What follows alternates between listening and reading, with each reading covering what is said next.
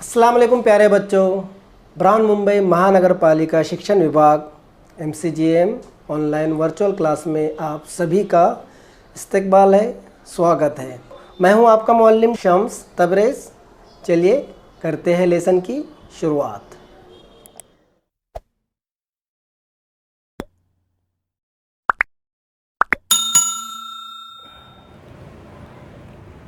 Hello अस्सलाम वालेकुम, कैसे बच्चों आप लोग? उम्मीद है खैरियत से होंगे, पढ़ाई बराबर कर रहे होंगे और हमारी वीडियो भी देख रहे होंगे। BMC VTC उर्दू में आप तमाम का इस्तकबाल है। जैसे कि आप लोग जानते हैं स्कूलें बंद है, फिर भी हम अब तक पहुंच रहे हैं यूट्यूब के ज़रिए। ये वीडियो आपको BMC VTC उर्दू की तरफ से मिल रहा है। ऐसे और भी वीडियो चाहिए तो चैनल को सब्सक्राइब कर लीजिए, बेल आइकन भी दबा दीजिए ताकि जैसी वीडियो हम अपलोड करें आपको फ़ौरन मिल जाए। चलिए शुरू करते हैं। मराठी सोगम भारती इयत्ता 8वीं, माध्यम उर्दू, विषय मराठी, इयत्ता 8वीं। और आज जो हम पाठ पढ़ने वाले हैं, पाठ क्रमांक 9 भूमिगत का ये पार्ट 2 है, भाग 2 है। इससे पहले हमने एक वीडियो बनाए थे पार्ट 1। मैं उम्मीद करता हूँ कि आपने वो वीडियो देख ली होगी। अगर वो वीडियो नहीं देखे तो पहले वो वीडियो देख लीजिए, उसके बाद ये वाला वीडियो देखिए तो आपको पूरा सबक सही से समझ में आ जाएगा। तो चलिए शुरू करते हैं। मैं हूँ आपका शिक्षक शम्स तबरेज़। आगे बढ़ने से पहले इस मैसेज को ध्यान से सुनिए। हाँ बच्चों, सबसे पहले आपको यहाँ पर जो BMC VTC उर्दू दिख रहा है उसके सामने आपको रेड कलर में सब्सक्राइब का बटन दिख रहा है। सबसे पहले आपको सब्सक्राइब के बटन पर क्लिक करना है ताकि चैनल सब्सक्राइब हो जाए और जितनी वीडियो हम अपलोड करें वो आपको फ़ौरन मिल जाए। इस तरह सब्सक्राइब कर लीजिए, ठीक है।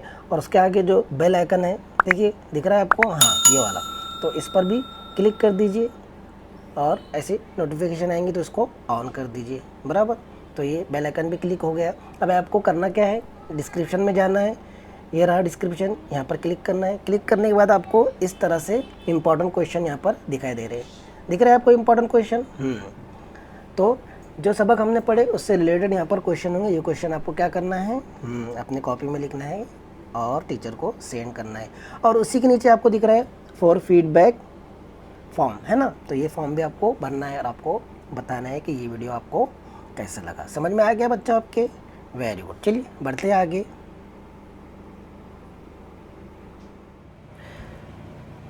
आगे। जैसा कि आप लोग जानते हैं, इससे पहले हमने एक वीडियो बनाए थे भूमिगत का, जो आपने देख लिए होंगे, पार्ट 1, और ये पार्ट 2 है। आगे बढ़ने से पहले देख लेते हैं कि पिछले वीडियो में हमने क्या देखा था। सबसे पहले हमने मुमताज़ रहमतपुरे, जो इस पाठ के लेखिका है, उनके बारे में हमने जानकारी ली थी कि वो प्रसिद्ध लेखिका है और उनकी सोन पावली ये पुस्तक प्रसिद्ध है। और इस सबक में बताया गया है कि अब्दुल और शंकर जो है मित्र है और शंकर को अंग्रेज़ सरकार ढूंढ रही है क्योंकि वो एक क्रांतिकारी है। आज़ादी की लड़ाई में उसने हिस्सा लिया। किस तरह अब्दुल उसकी मदद करता है और उसकी पत्नी किस तरह उसकी मदद करती है, ये इस सबक में बताया गया है। और इस सबक से हमें सीख मिलती है कि हमें आपस में लड़ झगड़ के रहना नहीं चाहिए, बल्कि मिलजुल कर रहना चाहिए। ये इस सबक से हमें सीख मिलती है। पिछली वीडियो में हम देख चुके हैं कि आज़ादी की लड़ाई शुरू हो गई थी और गांधी जी ने भारत छोड़ो तहरीक का आगाज़ कर दिया था। भारत छोड़ो तहरीक शुरू हो गई थी, चळवळी शुरू हो गई थी और जंगल की आग की तरह फैल चुकी थी। और उसी वक्त का ये किस्सा है, उसी वक्त की ये कहानी है, ये घटना है कि शंकर जो है रात के वक्त में अब्दुल के घर पहुंचता है और उसकी कुंडी खटखटाता है। अब्दुल बाहर आता है, देखता है, अरे तू कितना थका हुआ है, कैसा तेरा चेहरा हो गया है और तू इस वक्त यहाँ पर कैसे, ये सब उससे पूछता है। अब्दुल उसे कहता है, शंकर उसे कहता है अब्दुल को कि मैं दिल तोड़कर आया हूँ और मुझे तेरा ही सहारा है। अब्दुल उसे कहता है कि तू टेंशन मत ले, बिंदास यहाँ पर रहे, तेरे साथ विश्वासघात नहीं होगा। शंकर उससे कहता है इसीलिए तो मैं तेरे पास आया हूँ, तो यहाँ पर रहे। तो यहाँ पर है, इस बात का किसी को पता नहीं चलेगा, चाहे तेरे पीछे पुलिस लगी हो। और तेरे भाभी को क्या कहना है मैं उसे कह दूँगा, तू बिंदास रहे, खाना खा और आराम कर। इस तरह से अब्दुल कहता है शंकर को और उसकी खाने पीने की व्यवस्था करता है और खाना खा के वो सो जाता है। सुबह उसकी पत्नी ज़ैबन उठती है, अपना काम करती है तो देखती है कि अब्दुल जो है एकदम गंभीर पने में कुछ विचार कर रहा है। उसे समझ नहीं आ रहा है कि अब्दुल ऐसा गंभीर क्यों है। इतने में अब्दुल उससे कहता है कि ज़ैबन, अपने घर पर जो मेहमान आया है रात को, वो तुझे मालूम है वो कौन है? वो एक क्रांतिकारी है। हाँ, वो आज़ादी की लड़ाई में हिस्सा ले रहा है। आज़ादी की लड़ाई के लिए वो जद्दोजहद कर रहा है, पूरी कोशिश कर रहा है। और वो इस घर में है, इस बात का किसी को भी पता नहीं चलना चाहिए। जो भी उसका सामान है वहीं तक रहने दे, और खाना भी उसको उसके कमरे में ही रख, उसके कमरे में ही उसे खाना दे देना। और एक काळजी घे कि जब तू घर से बाहर जाएंगे तो घर के बाहर से दरवाज़ा लगा कर जाना, और दरवाजे पे लॉक भी लगा कर जाना, ऐसा उसे कहा। अब्दुल ने अपनी पत्नी ज़ैबुन से ऐसा कहा। ये हमने देख लिए थे पिछले वीडियो में, यहाँ तक हम पूरा पढ़ चुके थे। समझ में आ गया ना आपके? शंकर अब्दुल के घर आके ठहरा हुआ था और अब्दुल उसकी छुपने में मदद कर रहा था, क्योंकि अब्दुल को पुलिस ढूंढ रही थी। और अब्दुल ने अपनी पत्नी से कहा कि उसका सारा कामकाज वही कमरे में रहने दे, और वही कमरे में उसे खाना देना, और जब बाहर जाएंगे तो लॉक लगा कर जाना। इतना अब्दुल ने अपने पत्नी ज़ैबुन को कहा। यहाँ तक हम पिछली वीडियो में देख चुके हैं। चलिए बढ़ते हैं आगे और देखते हैं आज का हमारा सबक। एवढ्यावरून जे समजायचं ते तिला समजले। आपला पाहुणा हा एक देशभक्त आहे।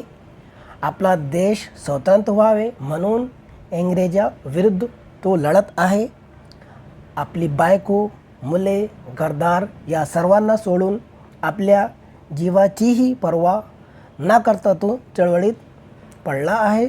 म्हणून आपल्याला करता येईल ती मदत आपण करावी असे तिने ठरवले। अब्दुल ने क्या कहा उसे कि हाँ, कि ये जो मेहमान हमारे घर में आया हुआ है ये एक देश प्रेमी है, देशभक्त है, और आज़ादी की लड़ाई में, चळवळी में ये हिस्सा ले रहा है। ऐसा उसने उसको सब समझाया, जो हमने पिछले स्लाइड में देखे। अब उसके समझ में जो आया उसने वो समझी। एवढ्यावरून जे समजायचं ते तिला समजले। उसको जो समझना था उसने समझी। आपला पाहुणा हा एक देशभक्त है। उसे ये समझ में आया कि हमारे घर पर जो मेहमान आया हुआ है वो एक देशभक्त है। आपला देश स्वतंत्र व्हावे म्हणून इंग्रजाविरुद्ध तो लड़त आहे। हमारा देश आज़ाद होना चाहिए, इसलिए वो अंग्रेज़ों के खिलाफ लड़ाई लड़ रहा है। ऐसा उसके समझ में आया। किसके समझ में आया? ज़ैबुन के। ज़ैबुन कौन थी? अब्दुल की पत्नी। और अब्दुल कौन था? शंकर का दोस्त। ये समझना हमारे लिए ज़रूरी है और ध्यान में रखना भी ज़रूरी है। आपली बायको, मुले, घरदार या सर्वांना सोडून आपल्या जीवाची पर्वा ना करता तो चळवळीत पडला आहे। क्या बोल रही है वो? क्या समझ में आया उसके? कि अपनी बीवी, अपने बच्चे, अपने घरवार सब को छोड़कर, और यहाँ तक कि अपने ज़िंदगी की परवाह ना करते हुए वो इस तहरीक में शामिल हुआ है, आज़ादी की तहरीक में शामिल हुआ है, चळवळीत पडला आहे। म्हणून आपल्याला करता येईल ती मदत आपण करावी असे तिने ठरले। इसलिए मुझसे जो बन पड़ता है मैं उसकी मदद करूँगी, ऐसा उसने तय किया। किसने तय किया? ज़ैबुन ने। समझ में आ गया? अब यहाँ पे ज़ैबुन की पत्नी को ये समझ में आया कि जो मेहमान हमारे घर में आया है वो एक देशभक्त है और आज़ादी की लड़ाई लड़ रहा है। अपने घर को, अपने बीवी बच्चों को छोड़कर, अपनी जान की ना परवाह करते हुए वो आज़ादी की लड़ाई लड़ रहा है। तो हमसे जितनी मदद हो सकेंगी हम उसकी मदद करेंगे, ऐसा उसने तय किया। समझ में आया आपके? Very good. चलिए बढ़ते आगे।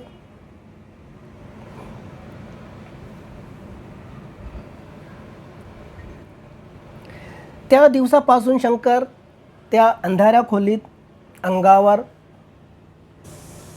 घोंगडी घेऊन मुस्कटून पळायचा। ज़ैबुन त्या खोलीला बाहेरून कुलूप लावायची, गुपचूप जेवणाचे ताट नेऊन द्यायची। अंधाऱ्या खोलीतील शंकरचा चेहरा देखील तिने कधी पाहिला नाही। सारे काम आटोपले की घराला कुलूप लावून ती मैत्रिणीकडे जाऊन बसायची। रस्त्यावर पोलीस दिसला की कडेवरच्या मुलीला क्षणभर घट्ट छातीशी धरायची, मनात धास्तावून जायची। समझ में आया? अब पिछले स्लाइड में हमने देखे कि उसने ये ठहराया था कि जैसी हम मदद उसको कर पाएंगे वैसी मदद हम शंकर की करेंगे, ये उसने तय किया था। त्या दिवसापासून शंकर अंधाऱ्या खोलीत अंगावर गोधडी घेऊन मुस्कुटून पळायचा। उस दिन से शंकर जो है उस अंधेरे कमरे में रहने लगा। वहाँ पर क्या था, पूरा अंधेरा। जैबून त्या खोलीला बाहेरून कुलूप लावायची। जैबून जो है उसके कमरे को बाहर से लॉक लगाती थी। गुपचुप जेवणाचे ताट नेऊन द्यायची और एकदम चुपचाप उसका खाना उसके कमरे में दे आती थी। अंधाऱ्या खोलीतील शंकरचा चेहरा देखील तिने कधी पाहिलेला नाही। इतना अंधेरा था वहाँ पर कि इतने दिन शंकर उनके घर में रहा, लेकिन एक भी बार उसने शंकर का चेहरा तक नहीं देखा। ऐसी अंधेरी खुली में शंकर रहता था। हाँ, आज़ादी की लड़ाई वो लड़ रहा था और अंग्रेज़ों से उसको धोखा था, कभी भी अंग्रेज़ आके उसको उठाकर लेकर जा सकते थे, इसलिए वो तो कमरे में बंद था ही था। लेकिन जैबून की पत्नी भी उसका अच्छे से ख्याल रख रही थी, यहाँ तक कि अंधेरे में ही उसको क्या देती थी, वो खाना देती थी। और इतना अंधेरा था कि उसने कभी उसका चेहरा तक नहीं देखा। सारे काम आटोपले की घराला कुलूप लावून ती मैत्रिणीकडे जाऊन बसायची। सारे काम घर को निपट लेती थी। सारे काम ख़त्म करके वो अपनी दोस्त, अपनी सहेली के पास जाकर बैठ जाती थी बातचीत करने के लिए।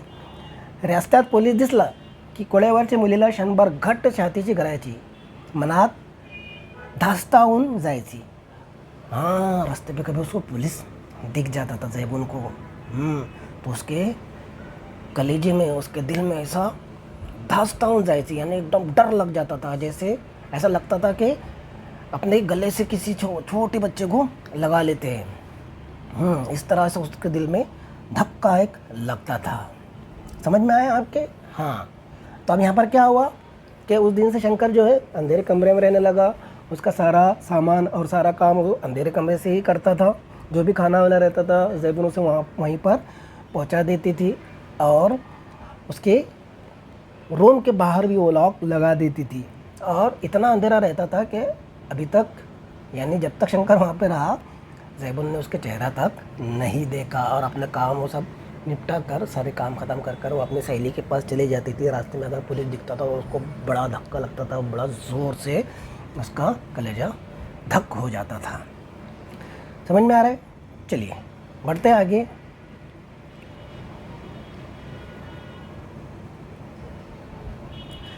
शंकरला परत पकडण्यासाठी इंग्रज सरकार पाळत ठेवून होते। त्याला पकडून देणाऱ्यास मोठे बक्षीसी जाहीर केले होते। तो हाती लागावा म्हणून पोलीस जंग पछाडत होते। तो सापडला असता तर अनेक भूमिगताचा ठाव लागला असता, म्हणून पोलीस शंकरसारख्या कार्यकर्त्याच्या मागे हाथ धोऊन लागले होते।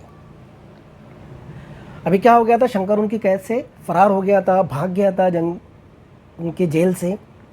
तो अंग्रेज़ सरकार उसको पकड़ने की हर मुमकिन कोशिश कर रही थी। और यहाँ तक क्या, जो उसका पता बताएगा या जो उसको पकड़ के लाएगा उसको इनाम देंगे, ऐसा भी उन्होंने जाहिर किया, ऐसा भी उन्होंने लगाया पोस्टर कि जो उसको पकड़ के लाएगा उसको इतना इनाम मिलेगा। क्यों वो ज़रूरी था?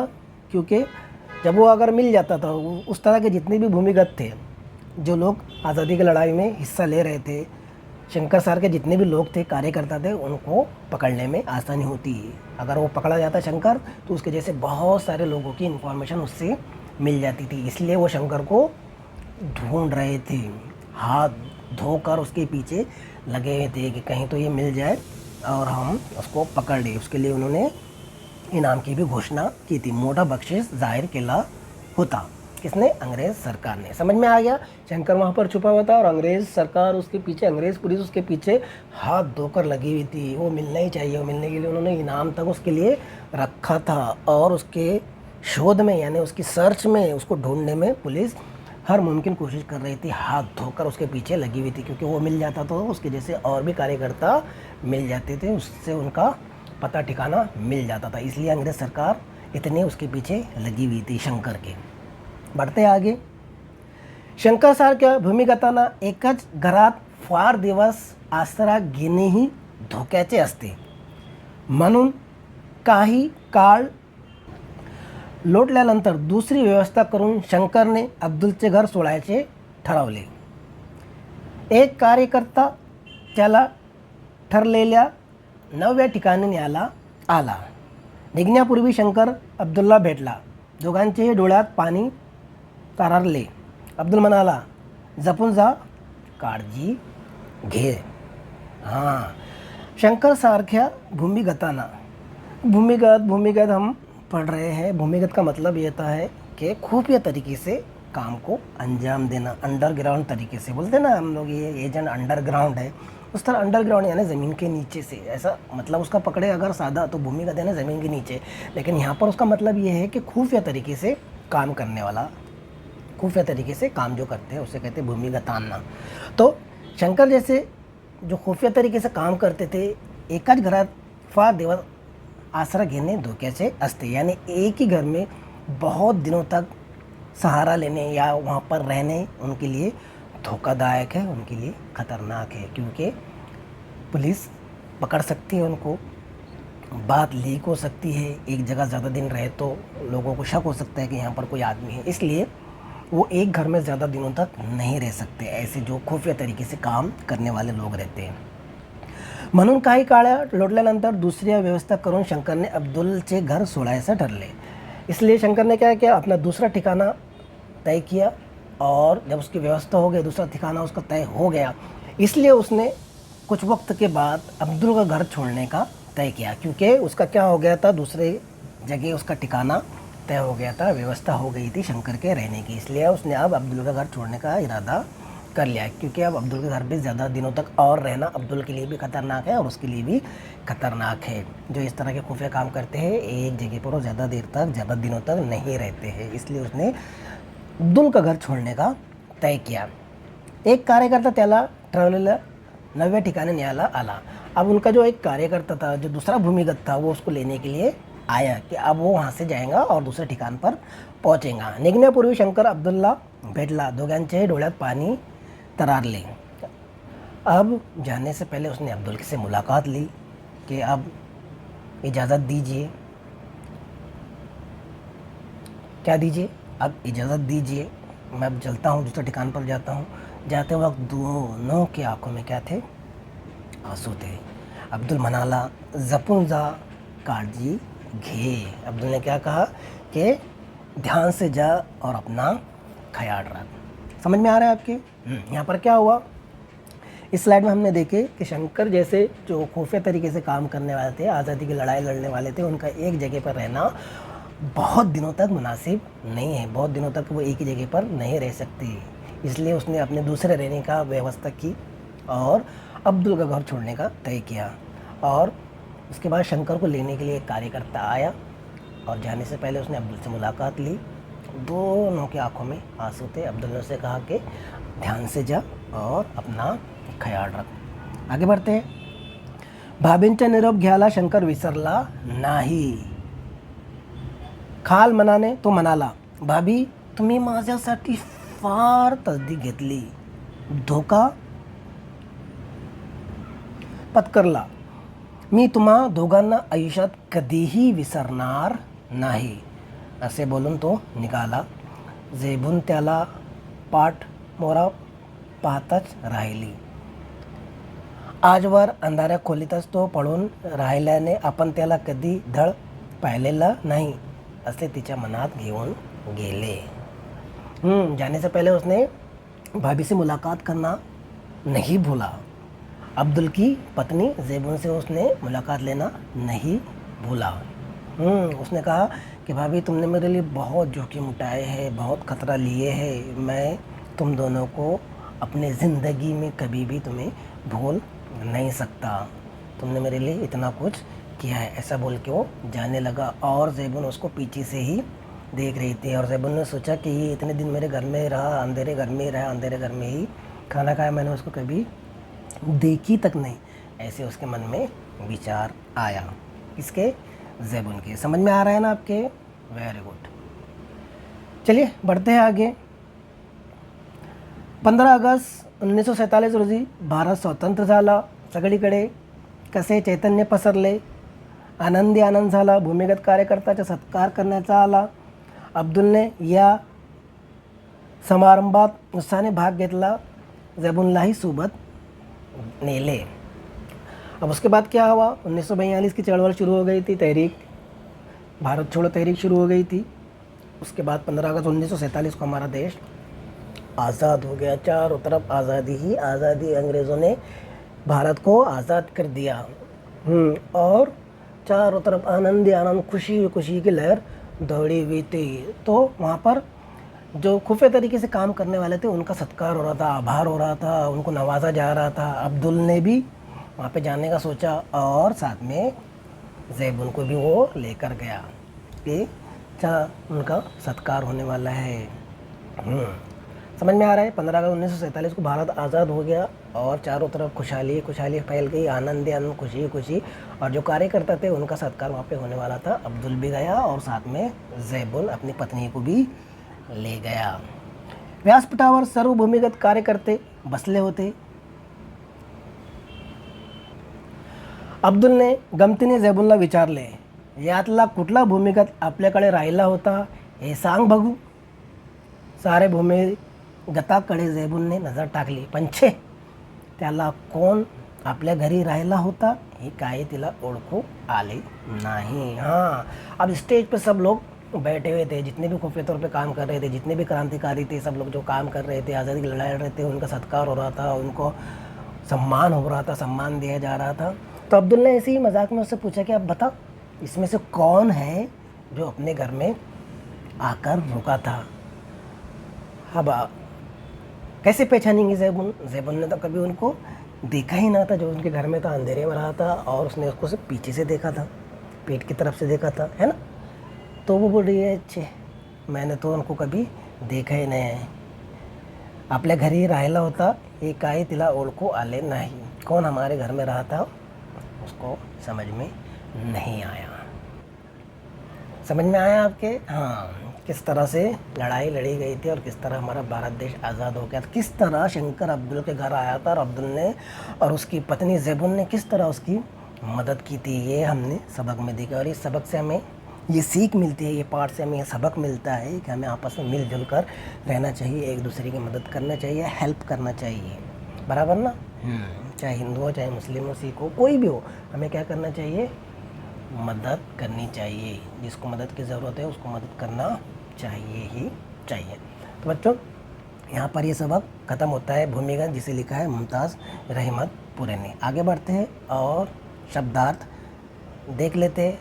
सामसून होणे, शांतता पसरणे, धास्तावलेला, खूप घाबरलेला, विश्वासघात ना होणे, कोणताही धोका ना होणे, निर्धास्त राहणे, काळजी नसणे, निश्चित काळजी चिंता नसणे, विचारात घडणे, विचार गमन होणे यानी सोच में पड़ जाना, मुस्कुटून पडणे यानी सर्व अंगावर पांघरून घेऊन झोपणे यानी सब छोड़ कर सो जाना. भूमिगत, पोलिसाच्या हाती ना लगता देशकार्यासाठी गुप्तपणे काम करणारा. समझ में आ गया. चलिए बढ़ते आगे और देखते हैं प्रश्न 1 कौन ते लिहा. यहाँ पर आप सवाल जवाब हम लोग करने वाले हैं, क्वेश्चन आंसर. तो कौन ते लिहा, कौन होता वो लिखना है आपको. नंबर 1 है इंग्रजांना छोड़ो भारतचा इशारा देणारे. कौन होते. शंकरला आसरा देणारा कौन होता. शंकरचा शोध घेणारे कौन होते. शंकरला जेवणाचे ताट गुपचूप नेऊन देणारी कौन होती. चलिए जल्दी जल्दी बताइए. नंबर 1 अंग्रेजांना छोड़ो भारत का इशारा देनारे कौन होते. जल्दी बताइए. किसने ये इशारा दिया था कि भारत छोड़ो, ये तहरीक किसने चलाया था. चलिए जल्दी से जवाब दीजिए.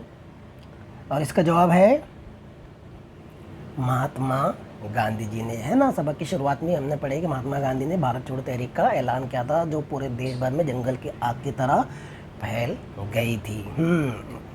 और उसी वक्त का ये वाक़या है, उसी वक्त का ये किस्सा है. शंकरला आसरा देनारा कौन होता. बहुत ही आसान है. सबक आपने अगर पढ़े हैं, ध्यान से सुने हैं वीडियो को, तो आप इसका जवाब दे सकते हैं. शंकरला आसरा देनारा कौन होता. अब्दुल. किसके घर पर आया था वो, एकदम खामोश रात में.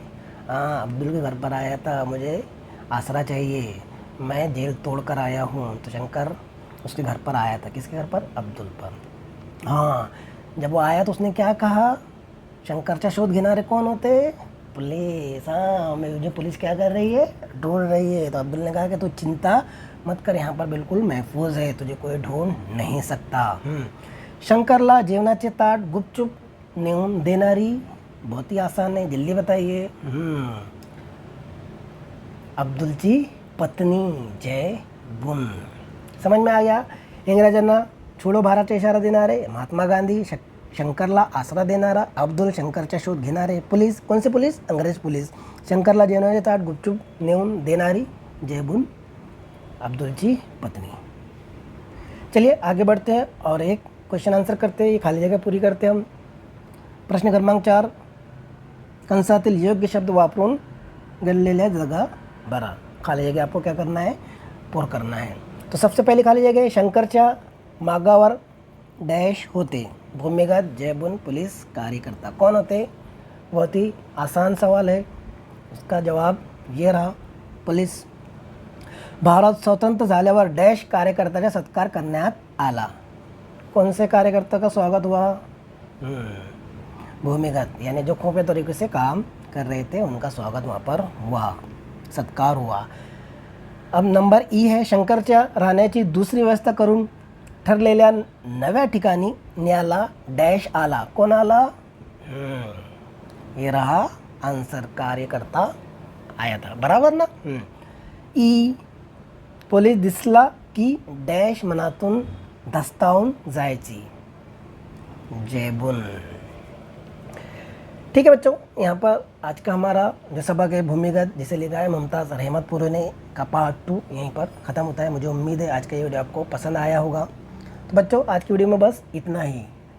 मुझे उम्मीद है आज का ये वीडियो आपको पसंद आया होगा। वीडियो पसंद आया तो वीडियो को लाइक कीजिए, शेयर कीजिए, चैनल को अभी तक सब्सक्राइब नहीं किया तो चैनल को सब्सक्राइब कर लीजिए। मिलते हैं नेक्स्ट वीडियो में, तब तक के लिए टेक केयर, अल्लाह हाफिज़।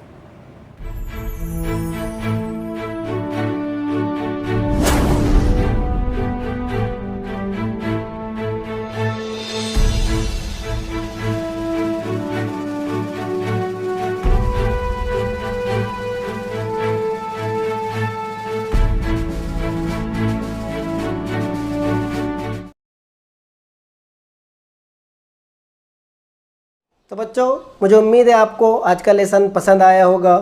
आज की वीडियो में बस इतना ही, मिलते हैं हम नेक्स्ट वीडियो में, तब तक के लिए अल्लाह हाफिज़।